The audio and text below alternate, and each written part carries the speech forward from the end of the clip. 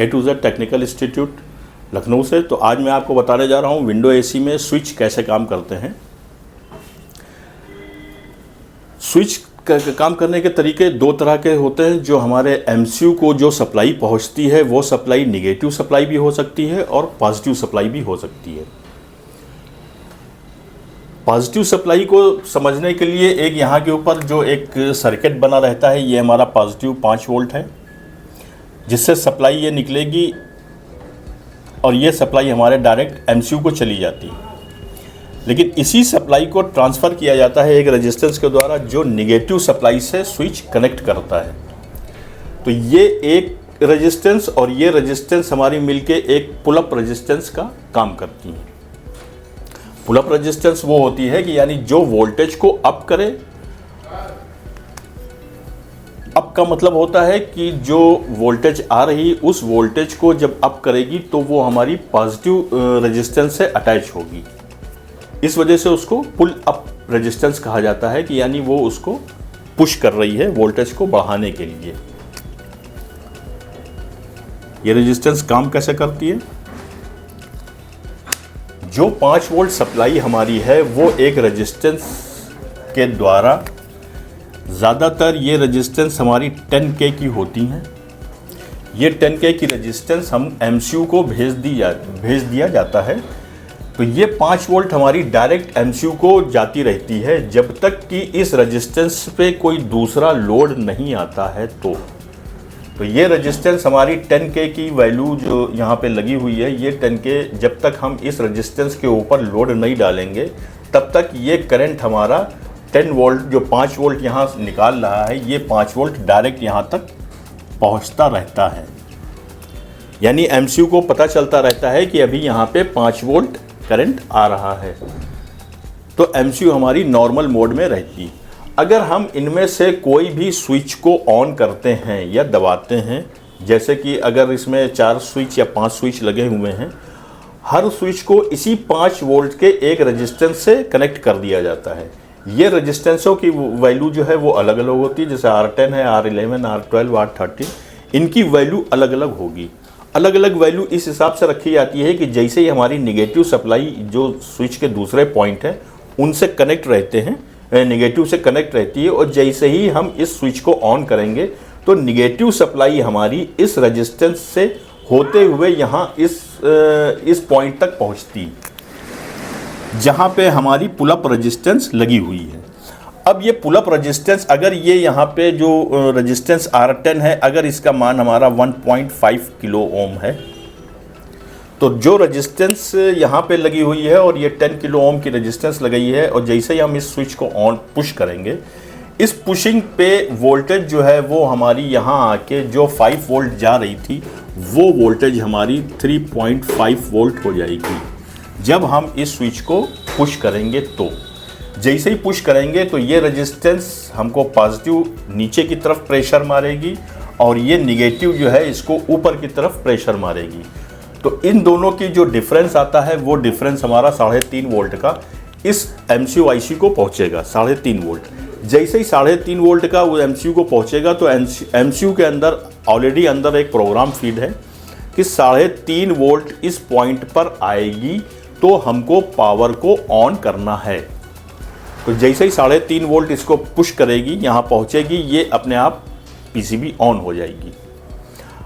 अब उसी हिसाब से अगर हम दूसरे स्विच को ऑन करते हैं जो अगर हमारा फैन स्पीड या टेम्परेचर अप या डाउन के लिए लगा हुआ है या स्विंग मोटर के लिए लगा हुआ है या मोड के लिए यूज़ किया गया है, उस प्रोग्राम से इसको नहीं मतलब है। प्रोग्राम से इसका मतलब ये होता है कि ये जो R111 की जो रेजिस्टेंस लगी है, अगर ये हमारी 2.7K की वोल्ट रेजिस्टेंस लगी हुई है, तो इस रेजिस्टेंस को जब हम ये स्विच के द्वारा जब हम इसको पुश करेंगे तो निगेटिव हमारी सप्लाई 2.7 रेजिस्टेंस से होते हुए इस पॉइंट पर जो वोल्टेज बनेगी वो वोल्टेज हो जाएगी हमारी 2.5 वोल्ट। जैसे ही 2.5 वोल्ट वोल्टेज बनेगी और ये वोल्टेज हमको एमसीयू के पिन पे पहुंचेगी तो इसको पता चल जाएगा कि 2.5 वोल्ट पे हमको किस चीज़ को ऑन करना है, या टेम्परेचर को बढ़ाना है या कम करना है, या लो मीडियम हाई स्पीड में से किसी स्पीड को चलाना है, वो ऑलरेडी प्रोग्राम इस MCU IC में फीड रहता है। तो ये जो स्विच हमारे काम करते हैं ये वोल्टेज पे काम करते हैं। 1 वोल्ट से लेके 4.5 वोल्ट के बीच में सारे स्विचों को वर्क कराया जाता है।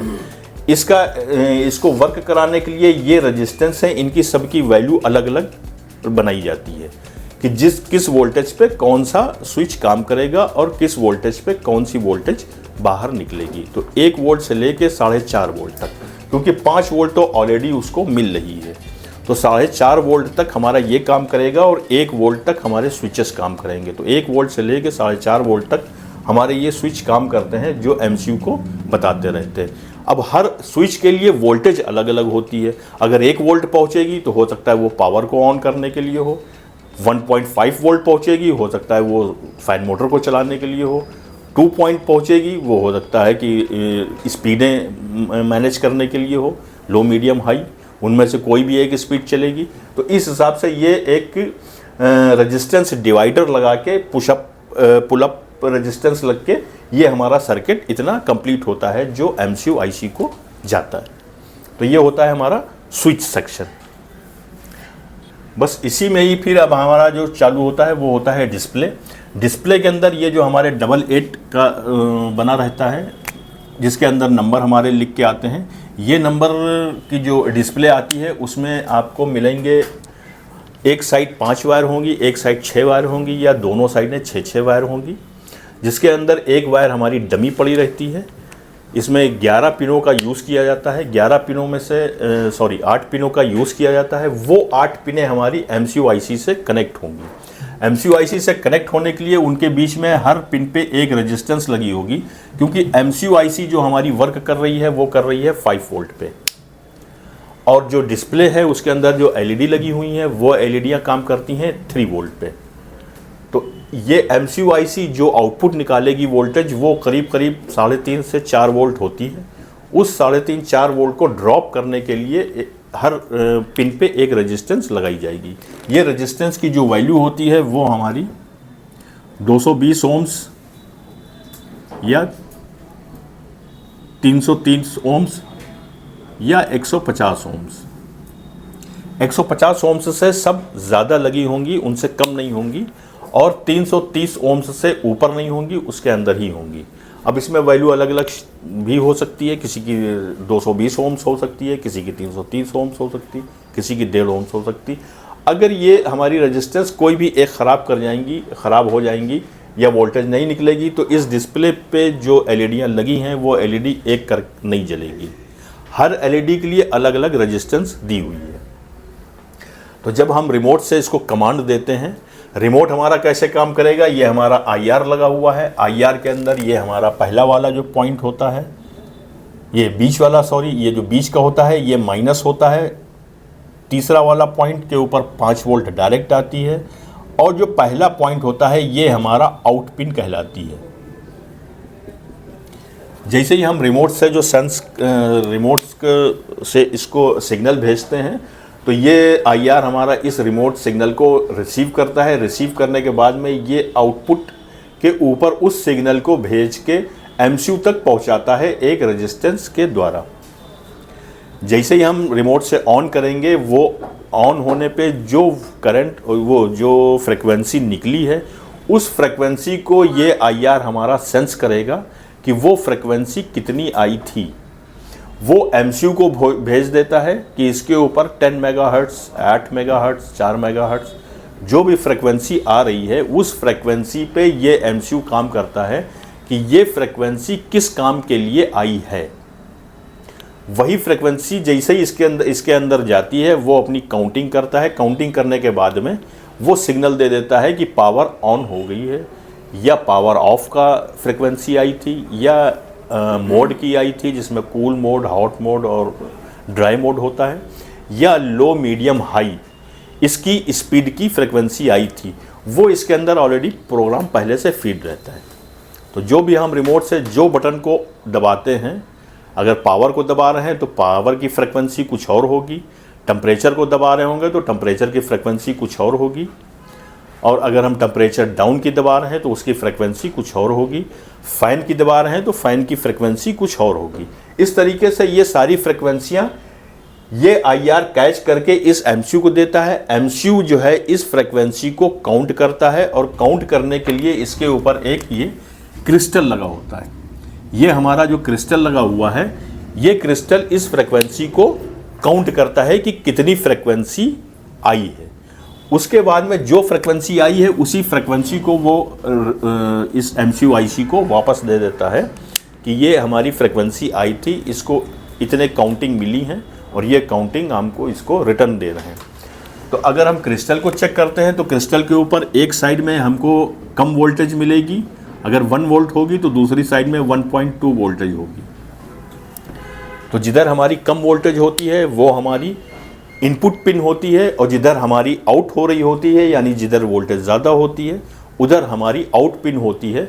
उस आउट पिन पे वोल्टेज ज़्यादा होगी और इनपुट पिन पे वोल्टेज कम होती है। इससे हम क्रिस्टल को भी पता कर सकते हैं कि क्रिस्टल हमारा वर्क कर रहा है कि नहीं कर रहा है।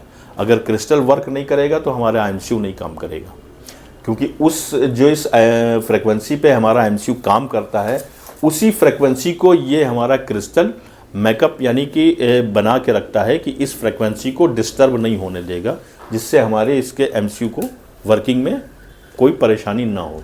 अगर ये फ्रीक्वेंसी हमारी चेंज हो जाएगी तो MCU हमारा डिस्टर्बेंस काम करने लगेगा, या हो सकता है वो ऑन ही ना हो। तो MCU और जो रिमोट से जो हमारी फ्रीक्वेंसी जा रही वो फ्रीक्वेंसी यही क्रिस्टल हमारा काउंट करके इस MCU IC को बताता है कि आप पे इतनी फ्रीक्वेंसी आई थी, इस फ्रीक्वेंसी को से क्या चलाना है, क्या चीज़ ऑफ़ करनी है, क्या चीज़ ऑन करनी है, क्या चीज़ चेंज करनी है। उसी फ्रीक्वेंसी को ये डेवलप करके फिर MCU को वापस भेज देता है, जिससे MCU हमारा काम करता रहता है। इसी MCU में ये हमारी आउटपुट पिनें होती हैं। ये जितनी पिनें हैं ये हमारी आउटपुट पिनें हैं। ये आउटपुट पिनें लो, मीडियम, हाई के लिए वोल्टेज निकालेंगी, कंप्रेसर के लिए वोल्टेज निकालेंगी, स्विंग मोटर के लिए और बज़र के लिए। ये वोल्टेज हमारी 2003 IC को चली जाती है।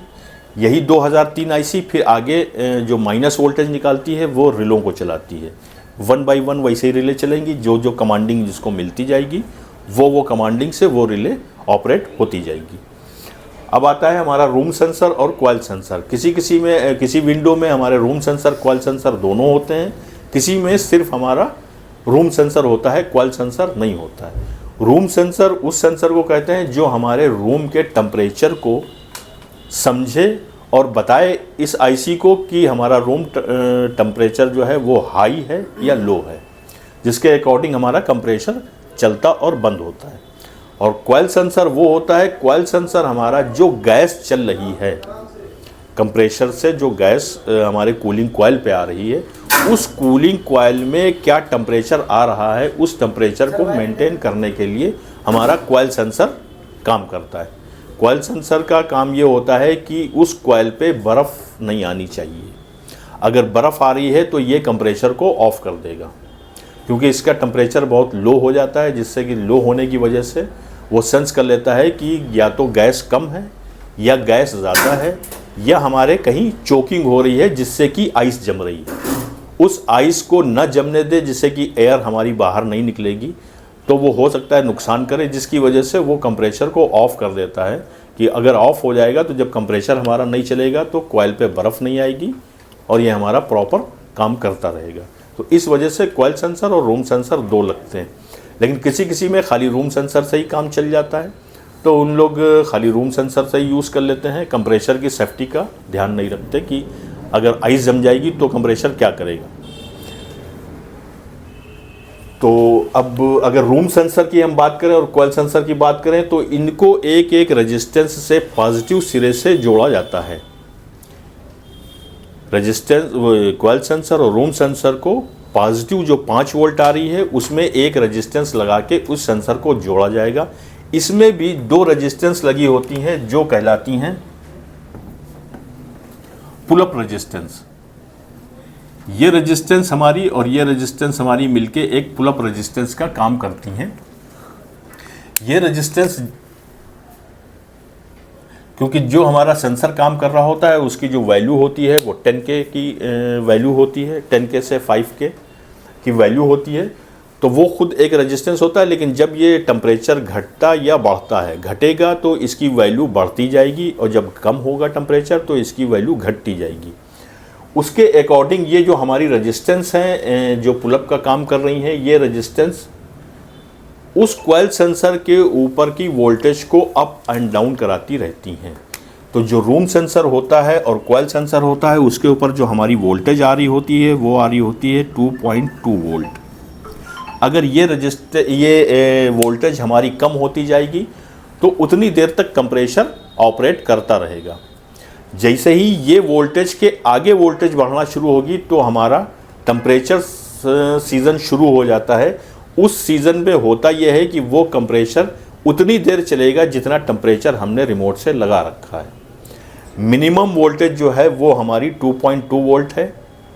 इस वोल्टेज से जैसे धीरे धीरे आगे बढ़ती जाएगी, उसी के अकॉर्डिंग MCU-IC को पता चलता जाएगा कि 24 degree temperature, 26 degree temperature, 27 degree temperature fit जो किया गया है, उन हर टेम्परेचर पे इसकी वोल्टेज इस पर रिकॉर्ड रहती है। यानी कि अगर ये हमारा जो टेम्परेचर है, ये टेम्परेचर 24 डिग्री पे लगा हुआ है, अगर यही हमारा 26 डिग्री टेम्परेचर हो जाएगा तो हमारी वोल्टेज हो जाएगी 2.4 वोल्ट 26 डिग्री टेम्परेचर पे। ऐसे ही अगर हमारी ये टेम्परेचर हमारा जैसे जैसे बढ़ता जाएगा तो ये हमारी जो वैल्यू होगी वो हमारी 3.0 वोल्ट तक पहुंच जाएगी। 3.0 वोल्ट तक पहुंचते ही ये हमारा कंप्रेसर को कट ऑफ कर देगी। तो इस सूरत से हमारे जो टेम्परेचर ये सेंसर हैं ये वर्क करना शुरू करते हैं।